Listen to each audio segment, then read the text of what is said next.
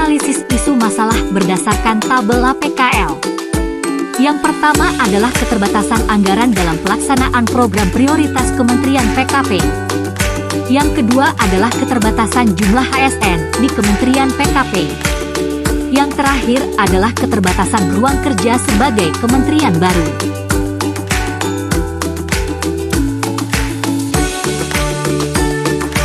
Kementerian Perumahan dan Kawasan Permukiman hanya memperoleh alokasi anggaran sebesar 5,27 triliun rupiah untuk mendukung program strategis nasional 3 juta rumah.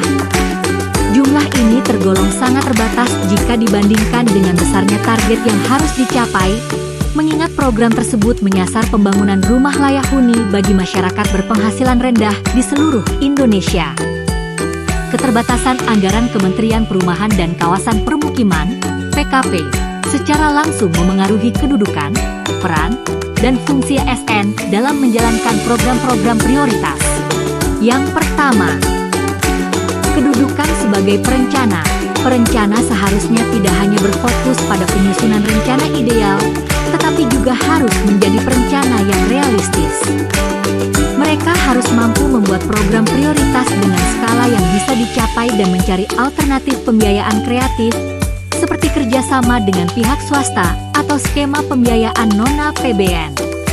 Selanjutnya, kedudukan sebagai pelaksana. Pelaksana harus menjadi pelaksana yang efisien dan inovatif. Mereka dituntut untuk menjalankan program dengan sumber daya terbatas tanpa mengorbankan kualitas. Ini berarti mereka harus mencari cara-cara baru untuk bekerja, seperti memanfaatkan teknologi sederhana atau mengoptimalkan sumber daya manusia yang ada. Yang terakhir, kedudukan sebagai pengawas. Pengawas harus berkedudukan sebagai pengawas yang proaktif dan terintegrasi. Alih-alih hanya mengawasi hasil akhir, mereka harus terlibat sejak awal perencanaan untuk memastikan program yang dibuat sudah sesuai dengan kapasitas anggaran. Keterkaitan dengan Smart ASN. Keterbatasan anggaran menjadi pemicu penting bagi ASN untuk bertransformasi menjadi Smart ASN.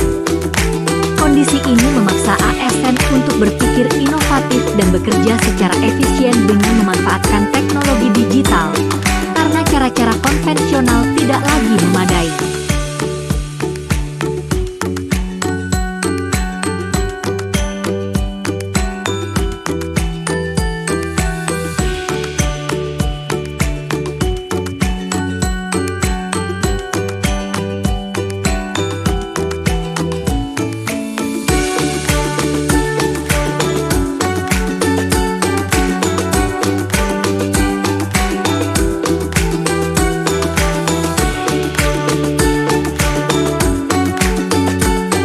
Dampak.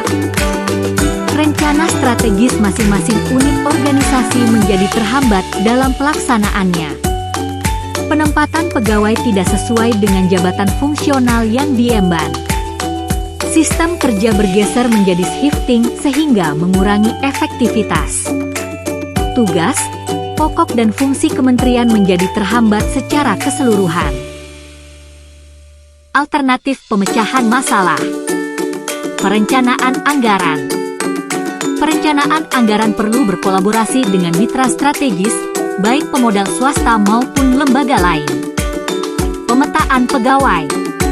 Manajemen talenta perlu diperbaharui agar penempatan pegawai sesuai dengan kebutuhan dan kesesuaian fungsional. Pembagian lahan. Sebagai kementerian baru, perlu adanya kolaborasi pemanfaatan bangunan dengan kementerian induk sebelumnya. Solusi Smart ASN. Mengoptimalkan perencanaan anggaran yang realistis dan adaptif, didukung oleh Smart ASN yang mampu berinovasi dengan teknologi dan mengelola sumber daya secara efisien.